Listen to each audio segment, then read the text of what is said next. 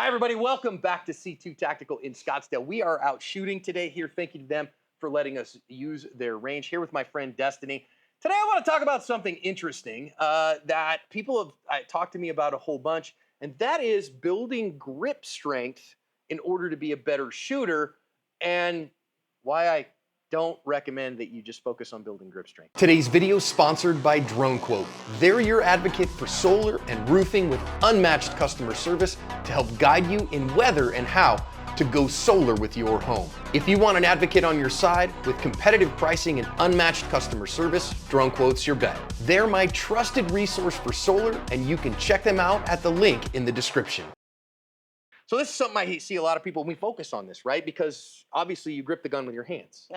And so because of that, I mean, how many times have you heard from a firearms instructor, grip it harder, right? Grip the gun harder.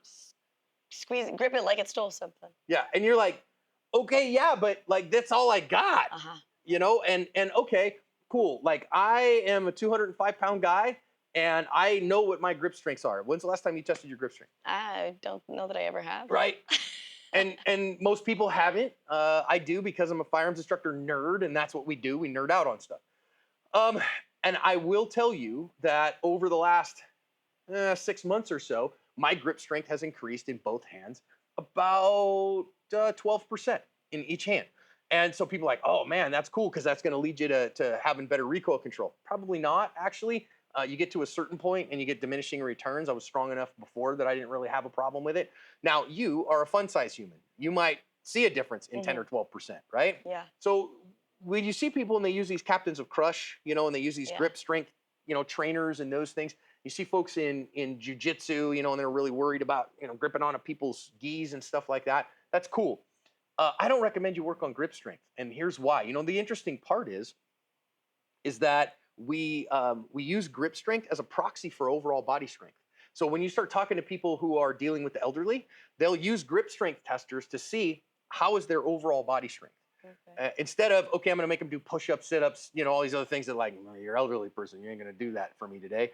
I just use this grip strength tester, hold that as hard as you can, and then it tells me kind of where you're at on a percentile basis. And so if our grip strength is a proxy for our overall strength, well, if I work these captains of crush and I just get strong forearms, then I go out of balance, right? So how is the best way to build grip strength? What do you think? I don't know. Pick up heavy crap. So strength training, right? So if you want to get better grip strength, hit the gym, man. So that's why yours has gotten stronger. Mine has gotten stronger because I've been working. I started working with kettlebells about 6 months ago, and the kettlebells started really making a change in my grip strength. Here a month or so ago, I switched over from the kettlebells to actually working in the gym with a personal trainer and doing some strength work 3 times a week. And guess what? My grip strength improved. Well, that's just a function of my overall strength improving. And so my grip strength is part of that. And here's the other part. When I grip the gun, I actually grip the gun with my whole body. Okay. Instead of, you know, when we say gripping the gun, we're talking about from your toes to your fingertips, you know? And so if I'm strong in all those, imagine again, if I have a really weak back, like I know you struggle with lordosis, right? In your lower spine, you got to work around that. And it changes your hip positions and all that stuff. Well, guess what? I got to work around that because when I have a weakness, if I don't address that weakness, that'll come out in my hands. So rather than work here, you're probably best served continuing on in your stuff to work on your lumbar extensors, you know what I mean? And your hip flexors and your psoas muscles, and that will build your freaking grip strength. So you want to grip the gun better, get more stronger. This seems a little weird. You want to get stronger with your gun, better with your gun? Push-ups might be the best way to do that. Pull-ups, right? I still can't do an unassisted pull-up all by myself right now, which sounds weak, and I know people are going to give me a hard time about, but the reality is most people can't. I'm working on it. I'm getting close. And you know, if you want to get grip strength improved to be a better shooter, the better answer is get in shape like this lady. She's buff and strong and all that stuff. And so because of that, you don't have to have 150 pounds of grip strength in each hand if my entire body is nice and strong.